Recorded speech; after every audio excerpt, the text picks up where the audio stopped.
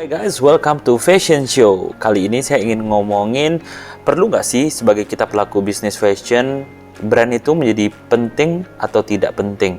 Nah, jawabannya adalah brand itu bisa penting, tapi juga tidak penting. Kenapa begitu? Begini guys, kalau kalian pelaku bisnis yang fokusnya ke B2B alias business to business, seperti yang kita lihat di Tanah Abang atau Mangga 2, mereka itu kan punya toko, ya tokonya itu ya brandnya asal aja lah.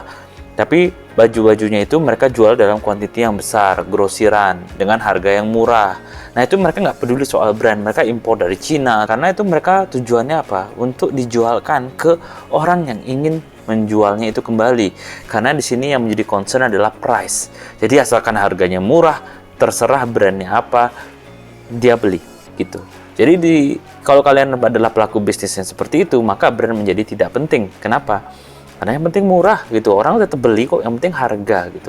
Ya, harga yang murah. Namun bagi Anda pelaku bisnis dari bisnis B2C atau bisnis to consumer, jadi kalian langsung direct ke customer, maka mempunyai brand menjadi suatu hal yang penting. Kenapa?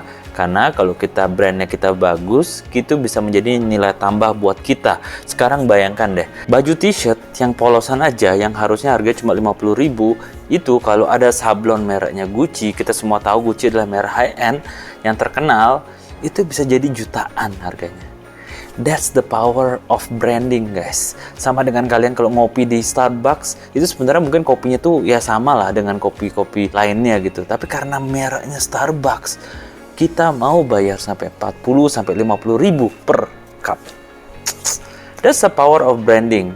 Ya, kalau kalian dealing sama business to consumer gitu. Jadi kalian fokus untuk bangun kalian punya brand supaya nilai tambahnya jadi tinggi gitu. Karena kan kalian nggak mau dong masa mainnya profitnya kecil-kecil aja.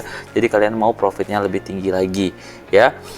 Ini apakah brand itu jadi penting? Tergantung bisnis model Anda, seperti saya bilang tadi. Nah, sekarang pilihannya ada di tangan Anda. Anda ingin B2B atau B2C.